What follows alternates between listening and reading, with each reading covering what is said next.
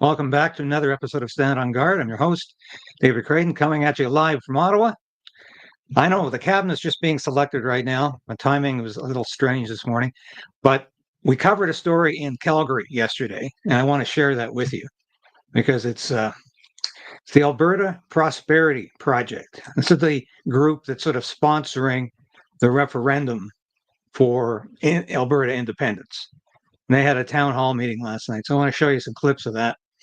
And Danielle Smith, of course, is also promising to keep carbon pricing at $95 and not per ton. And it's not going to go up. Now, this is a little controversial, but she's basing that decision and her right to do that on the fact that its natural resources are covered. And Alberta and every province controls their natural resources. So, big news. Let's listen to it, and we'll be back. The Prime Minister lied, and his minions continue to lie.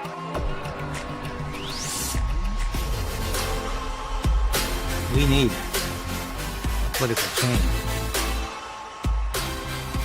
But we also need to resolve to resist.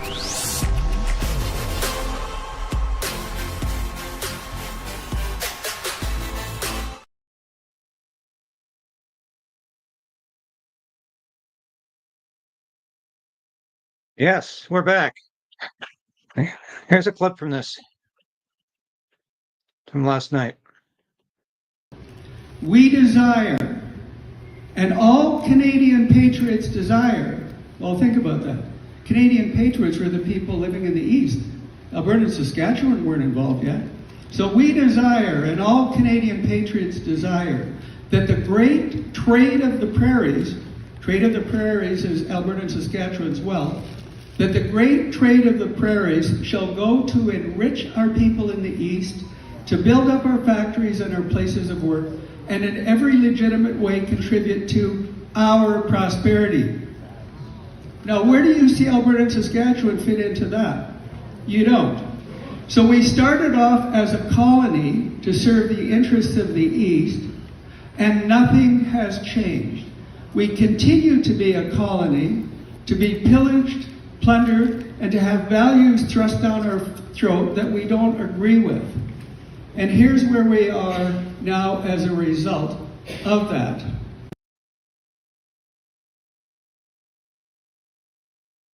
And that was Dennis Modry, the co-founder of the Alberta Prosperity Project. And there was a capacity crowd, 1,200 people there in Calgary last night. We had a reporter on scene. And you recognize this guy, I'm sure. This is Jeff Rath, who's been a guest on this show twice. And he's the legal counsel for the Alberta Prosperity Project. Bottom of our hearts, thank you so much. I guess some of you have heard that since Mark Carney was elected 2.5 weeks ago, we've now had over 15,000 new volunteers come forward pledging to join.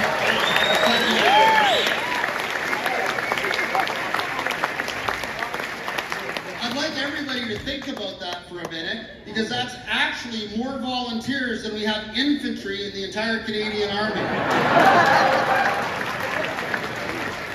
So, we're all very busy helping everybody get on board, helping to get people organized through, again, what we...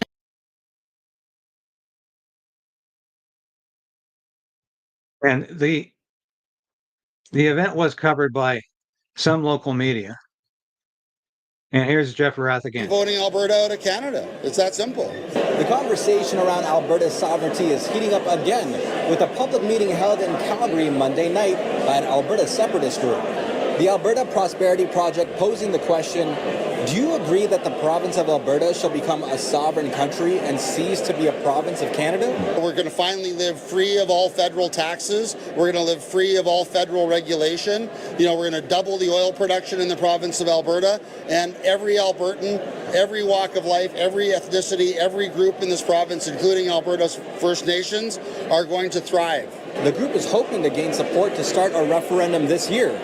They would need 600,000 signatures for Albertans to have an opportunity to vote on independence. we're over 220 signatures, 220,000 signatures as of today. We've got the votes that we need to trigger the referendum. But of course, we're going to have an 87 constituency door knocking campaign in and around pledges for the petition. We're going to have an 87 constituency door knocking campaign in support of the referendum.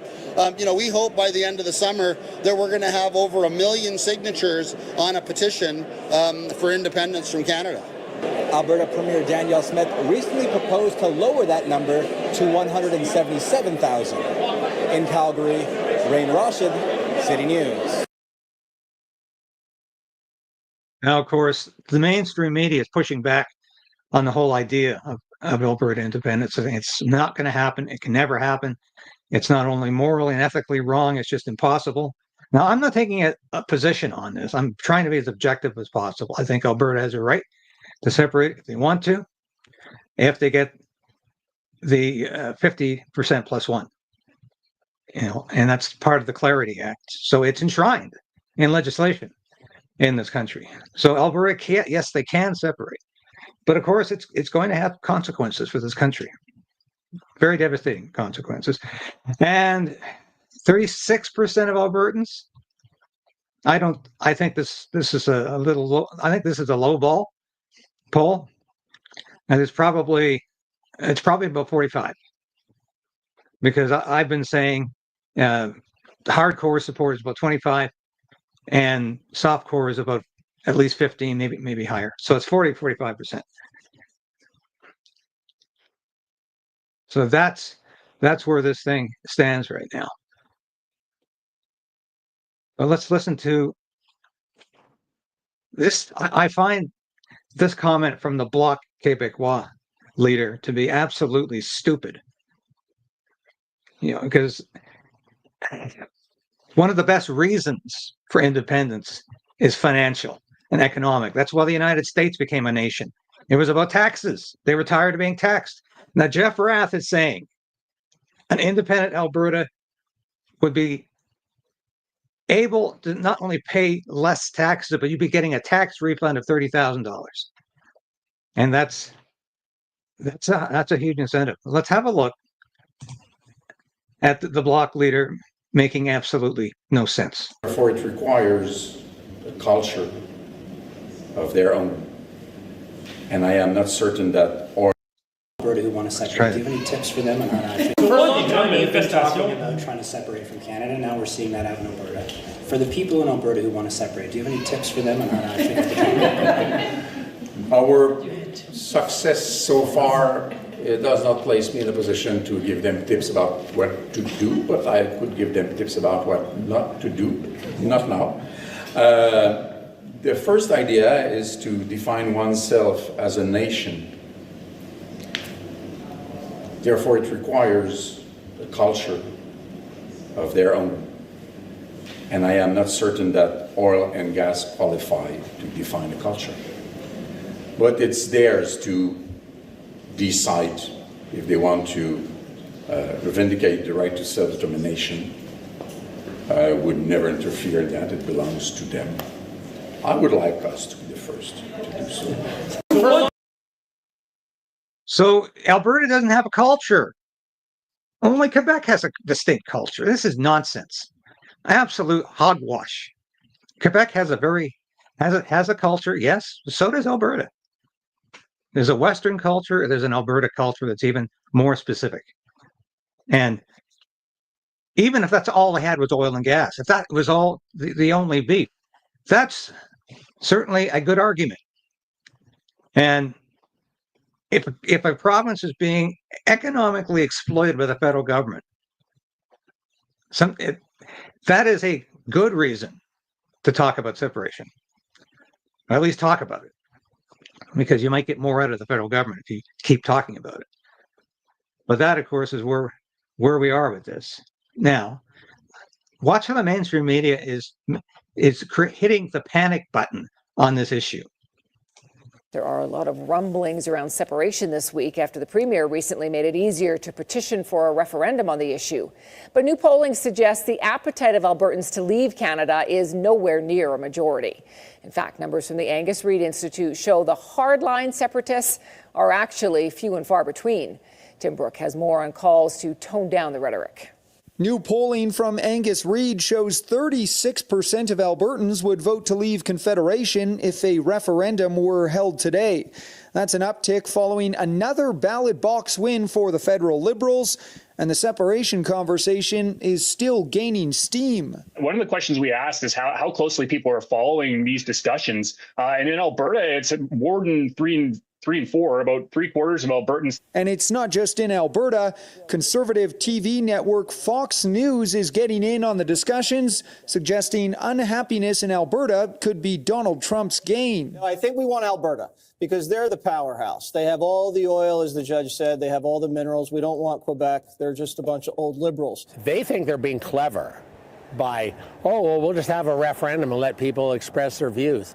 But, once that train has left the station, you don't know where it's going. Political watchers question the Premier's support of a citizen-initiated referendum. They say comments made to CTV News this week suggest she's flirting with separation to tamp down party discontent. Well, I think you can see that if there isn't an outlet, it creates a new party. In Quebec right now, the Parti Québécois is polling highest of the provincial parties, and we also see that the Bloc won a significant number of seats. I don't want to see that happen. Smith wouldn't be the first leader to face unrest under the big Conservative tent. Jason Kenney felt the pressure too before stepping down. These marginal voices do not represent Albertans. Those pushing for independence are marginal voices. The Angus Reid polling shows 19% of Albertans would definitely vote to leave, but 52% would definitely vote to stay. Still, the opposition is convinced Smith is amplifying the entire conversation for personal political gain. She absolutely is completely fine with stoking these fires of hate and division. Tim Brooke, CTV News, Calgary. I'm sorry, hate and division? Why is it hate? Why are they hateful? Why do they always have to go there? Okay, you disagree with separation, you disagree with Alberta independence, don't call proponents of it hateful.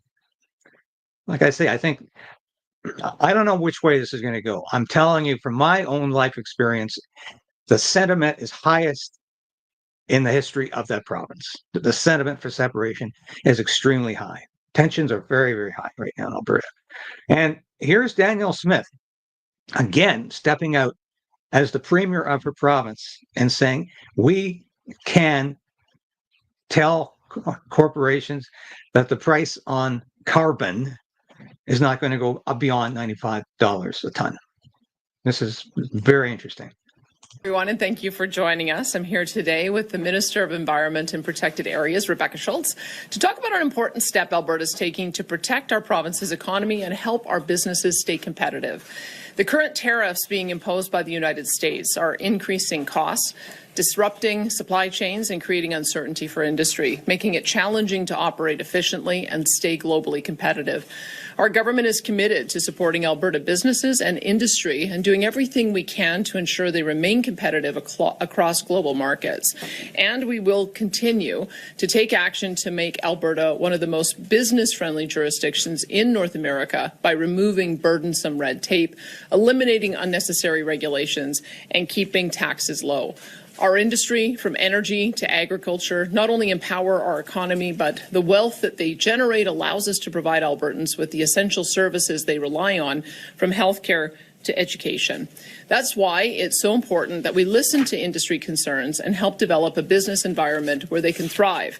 And what we have heard from industry is that any further increases to the industrial carbon tax past $100 per ton would be detrimental to their businesses and would diminish their competitiveness in the market. That's why today we're announcing that effective immediately, Alberta is freezing the industrial carbon tax under Alberta's Technology and Innovation Emissions Reduction System, or TIER, at $95 per ton of emissions. This price was set to increase to $110 per ton next year and continue increasing to $170 per ton by 2030. Now, let me be clear, Alberta remains committed to reducing emissions through the development and implementation of new technologies, not unrealistically high taxes, while responsibly powering the world for decades to come. Alberta's industrial carbon tax system, TIER, has been in place since 2007. Our approach has reduced emissions in intensity by over 22% and reduced overall emissions by an estimated 7.2%, while production increased by 90%. We have a reasonable system in place that's working, but any additional increases past $100 per ton will wipe out any of the benefits we've seen. That means fewer jobs for Albertans, less revenue to invest in our public services, and decreased innovation across our industries. But instead of supporting our industry, Ottawa wants to increase their industrial carbon tax to $170 per ton by 2030. Now, if industry told us that any increase past $100 per ton would be harmful, you can imagine what a $170 ton industrial carbon tax would do to our industry. That would be devastating to Alberta's economy. This is yet another example of Ottawa overstepping into our provincial jurisdiction with reckless policies that damage our industry. This is on top of the anti-industry and anti-development policies passed by Liberal and NDP politicians in Ottawa to cap production, landlock Alberta's resources, destroy our reliable and affordable electricity grid, and ultimately to put Albertans out of work and ruin our economy. With the change in government south of the border, it is essential that we have a reasonable carbon pricing system, not one that will price our industries out of global markets. By freezing Alberta's industrial carbon price, we are acting in the best interest of all Albertans. We are providing certainty, stability, and economic relief to the businesses that contribute so much to all of Canada. And we are supporting the energy producers whose expertise and innovation are quite literally shaping the world's energy future.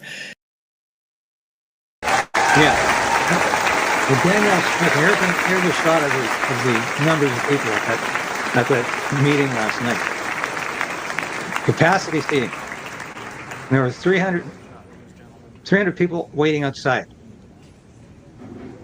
So this is obviously... I don't know where to begin. This is obviously a serious issue. But Danielle Smith's in a very difficult position because 65% of UCP, United Conservative Party voters, support separation or independence. So Danielle Smith obviously is a federalist. She's not going to support separatism publicly. I don't think she does privately. But she's going to be at loggerheads with a lot of voters in her own party. So this is going to be a problem for her. And it's going to be a problem, as I've said, when Pierre Poilievre goes out to Alberta to run in that by-election, because it's going to be in the midst of all of this separation talk. And it's going to make Pierre Poilievre's life very problematic. Because how does he come down on a federalist side and not alienate his core supporters, many of whom are supporting independence?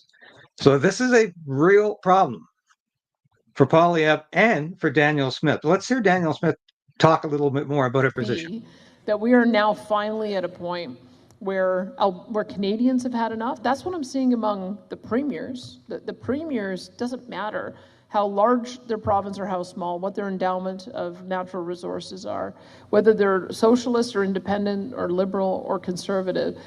Every one of us have projects that we want to develop to generate revenue, to create jobs, and to be able to find new markets. And so it could be that he's become prime minister at a time in our history where Canadians have made a collective decision to go in a different direction. And if he's pragmatic and smart, he will follow along with that direction. But he has a very short window here, and I've told him that. I said, we've been told a lot of things for 2.5 years from the previous government. We tried to find some common ground to move forward, and they would not budge. In fact, every time we pushed, it's like they doubled down and did something worse. And so I think he's got a narrow window here through the Budget Implementation Act, as well as through his first legislative session, to show he's moving in a different direction. And next year, when I come back for round number 4, I guess we'll have an answer to that. So my answer to you is, how much does he have to give us, and how long a window does he actually have? I think 6 months. I think that's the most, really. Like, it's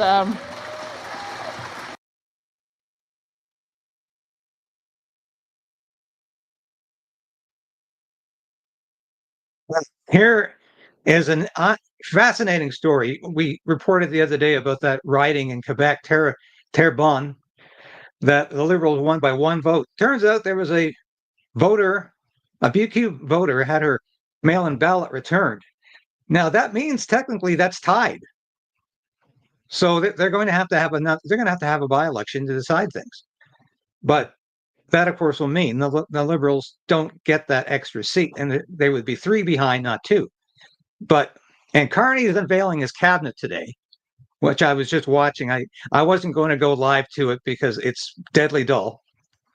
But there's a lot of different faces in it. And the Carney is trying once again to pretend he's an agent of change, when of course he's not an agent of change.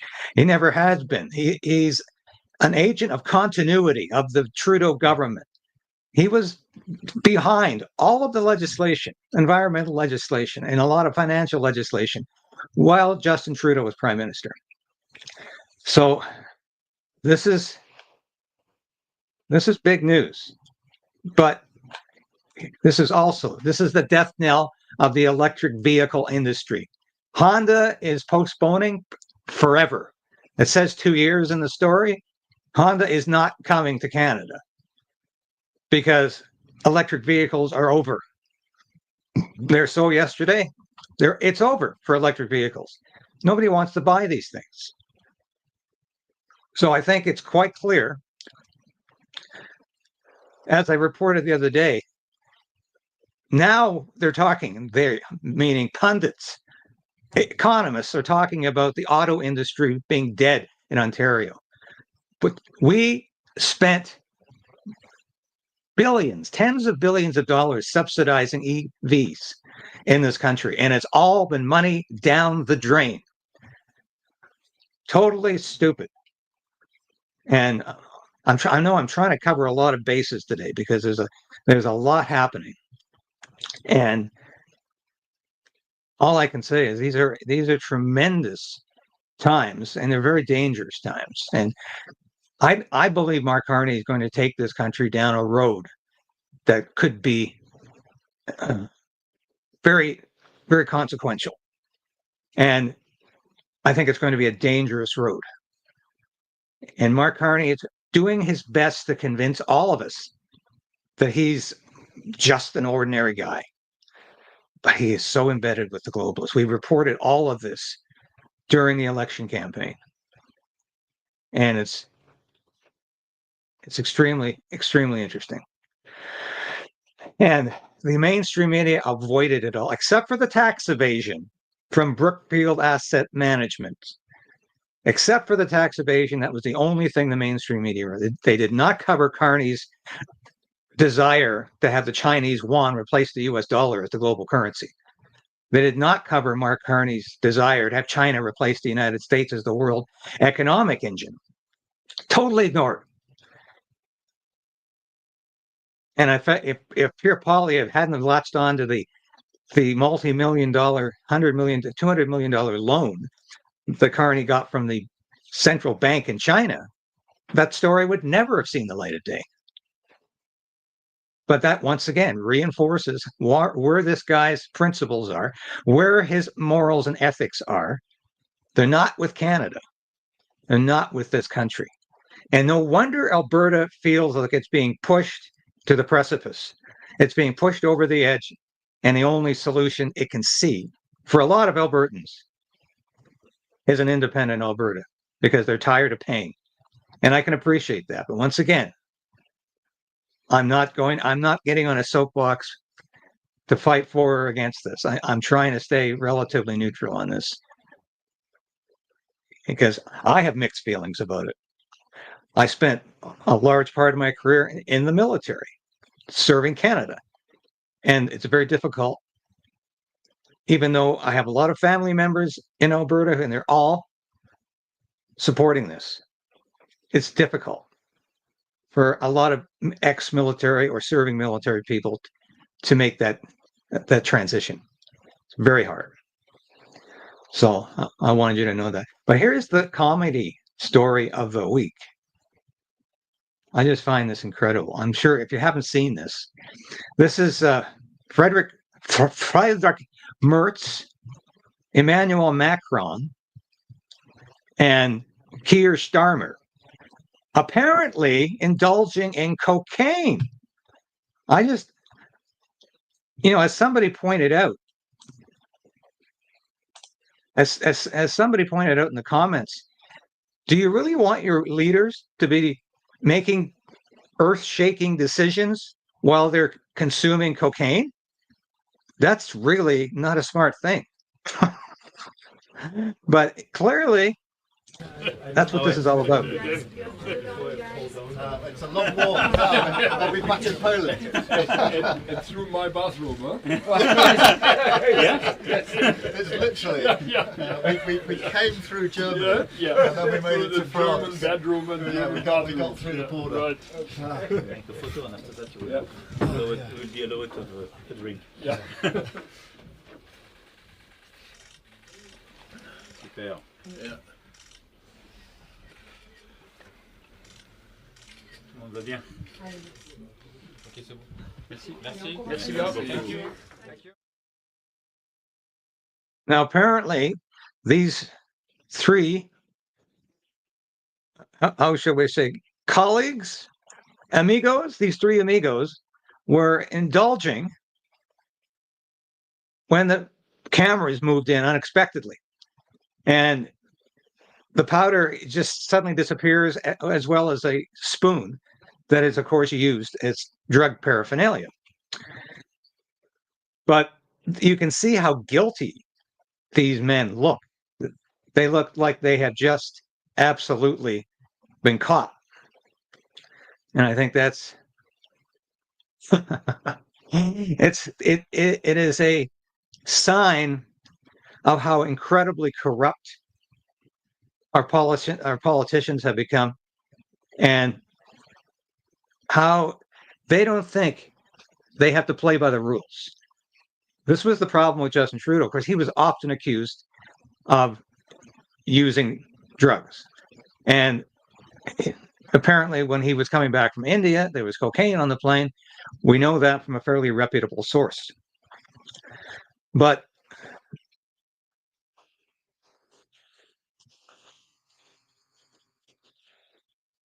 and why is my phone ringing?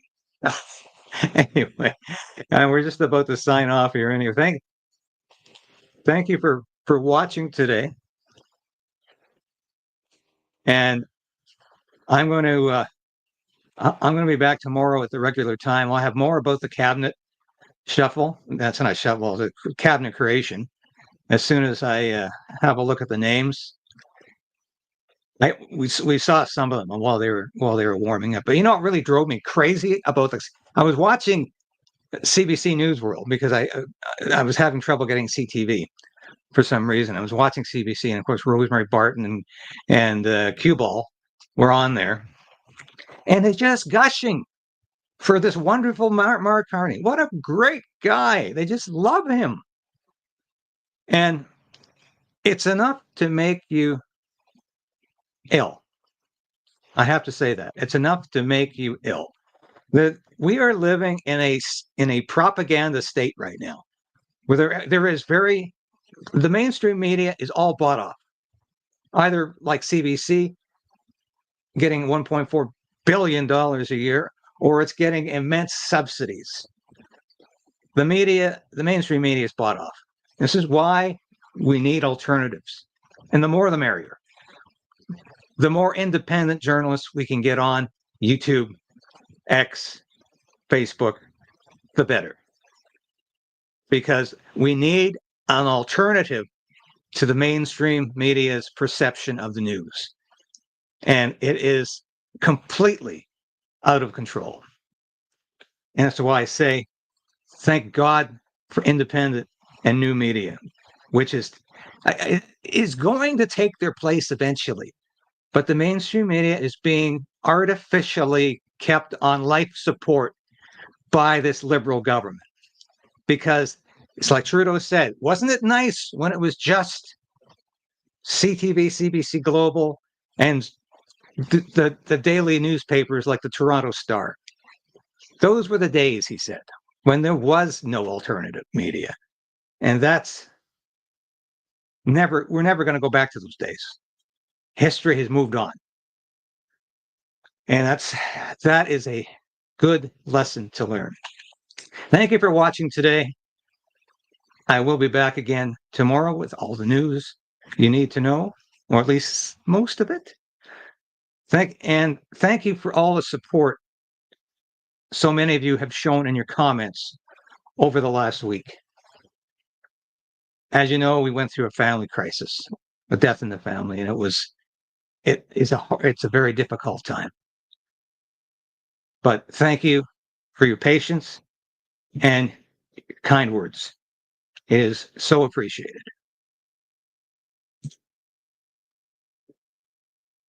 So God bless this country and Godspeed to all of you.